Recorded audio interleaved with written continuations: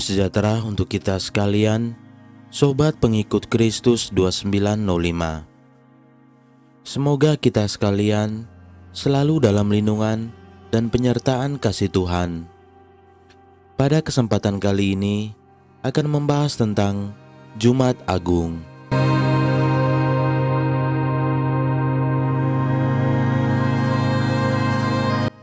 Jumat Agung adalah hari di mana umat Katolik memperingati penyaliban Yesus Kristus. Umat Katolik bergabung dengan hampir semua orang Kristen lainnya dalam peringatan kusuk pada hari ini. Ini juga merupakan hari libur resmi di sebagian besar dunia. Menurut Injil, Yesus dikhianati oleh Yudas pada malam perjamuan terakhir yang diperingati pada hari Kamis Putih. Pagi hari setelah penangkapan Yesus Kristus, ia dibawa ke hadapan Hanas, seorang ulama Yahudi yang sangat berpengaruh. Hanas mengutuk Yesus karena menghujat, menolak dan menyangkal kata-kata Hanas bahwa Yesus adalah anak Allah. Dari sana, Yesus diutus ke Pontius Pilatus, gubernur provinsi Romawi. Pontius Pilatus menanya Yesus, tetapi tidak menemukan alasan untuk menghukum Yesus. Sebaliknya, dia menyarankan para pemimpin Yahudi berurusan dengan Yesus menurut hukum mereka sendiri. Tetapi di bawah hukum Romawi, mereka tidak dapat mengeksekusi Yesus, sehingga mereka memohon kepada Pilatus untuk mengeluarkan perintah untuk membunuh Yesus. Pilatus memohon kepada Raja Herodes yang tidak menemukan kesalahan pada Yesus dan mengirimnya kembali ke Pilatus sekali lagi. Pilatus menyatakan Yesus tidak bersalah dan mencuci tangannya untuk menunjukkan bahwa dia tidak ingin berurusan dengan Yesus. Tetapi orang banyak menjadi marah. Untuk mencegah kerusuhan dan melindungi posisinya, Pilatus dengan enggan setuju untuk mengeksekusi Yesus dan menghukumnya dengan penyaliban. Yesus dihukum karena menyatakan dirinya sebagai raja orang Yahudi.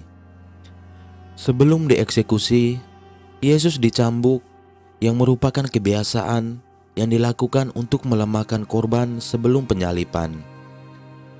Penyaliban adalah metode eksekusi yang sangat menyakitkan dan disempurnakan oleh orang Romawi. Itu disediakan untuk penjahat terburuk dan umumnya warga negara Romawi, wanita, dan tentara dibebaskan dalam banyak kasus.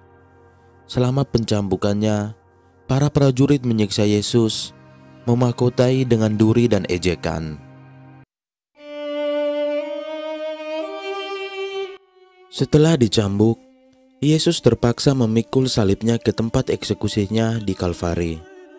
Selama perjalanannya ke tempat eksekusinya, Yesus jatuh 3 kali dan para penjaga Romawi secara acak memilih Simon seorang Kirene untuk membantu Yesus. Setelah tiba di Kalvari, Yesus dipaku di kayu salib dan disalibkan di antara 2 penjahat. Salah satu pencuri bertobat dari dosa-dosanya dan menerima Kristus di kayu salib di sampingnya. Sebuah titulus atau tanda dipasang di atas Kristus untuk menunjukkan dugaan kejahatannya. Titulus itu berbunyi, Yesus dari Nazaret, Raja orang Yahudi. Biasanya disingkat dalam bahasa Latin sebagai INRI. Selama beberapa jam terakhir Kristus di kayu salib, kegelapan menyelimuti seluruh negeri.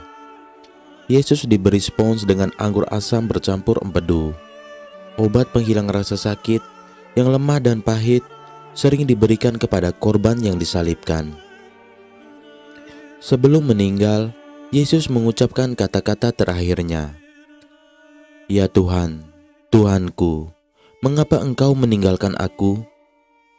Baris ini adalah pembukaan dari Mazmur 22 dan mungkin merupakan praktik umum untuk melafalkan baris-baris lagu untuk menyampaikan pesan yang lebih besar. Dipahami dengan benar, kata-kata terakhir Yesus Kristus adalah kemenangan. Penjaga kemudian menusuk sisi Yesus untuk memastikan bahwa Yesus sudah mati.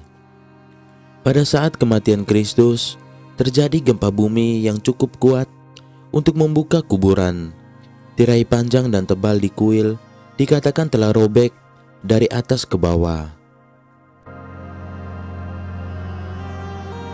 Menyusul peristiwa luar biasa hari itu, tubuh Kristus dikeluarkan dari salib dan dibaringkan di kuburan sumbangan dan dikuburkan menurut adat.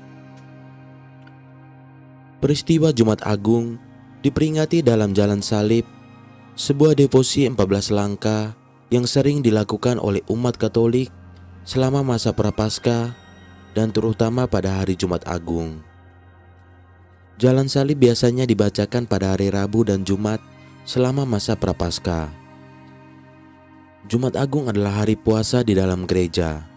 Secara tradisional, tidak ada misa dan tidak ada perayaan Ekaristi pada Jumat Agung. Liturgi masih dapat dilakukan dan komuni jika diambil berasal dari hosti yang ditabiskan pada hari Kamis Putih. Pembaptisan, penebusan dosa, dan pengurapan orang sakit dapat dilakukan, tetapi hanya dalam keadaan yang tidak biasa. Lonceng-lonceng gereja pun diam. Altar dibiarkan kosong. Suasana kusuk dan hening dipertahankan hingga malam Paskah.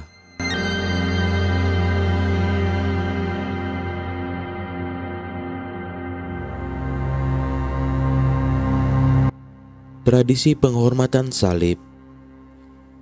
Pada abad ke-7, gereja di Roma mengadopsi praktik adorasi salib dari gereja di Yerusalem, di mana sepotong kayu diyakini salib Tuhan telah dihormati setiap tahun pada hari Jumat Agung sejak abad ke-4. Menurut tradisi, bagian dari salib suci ditemukan oleh ibu Kaisar Konstantinus, yaitu Santa Helen, dalam perjalanan ziarahnya ke Yerusalem pada tahun 326 Masehi. Catatan abad ke-5 menggambarkan kebaktian ini di Yerusalem.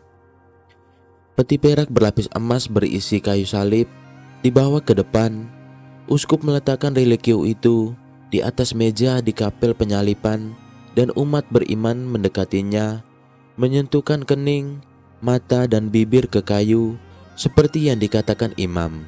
Lihatlah, kayu dari persimpangan.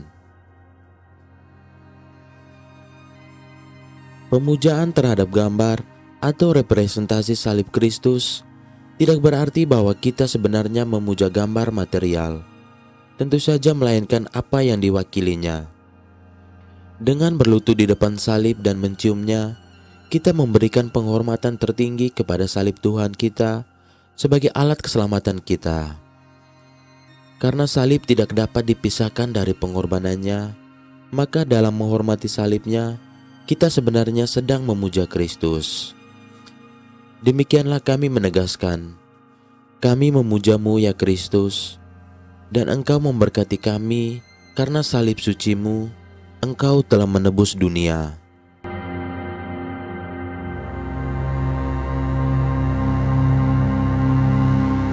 Demikian sedikit pembahasan tentang Jumat Agung.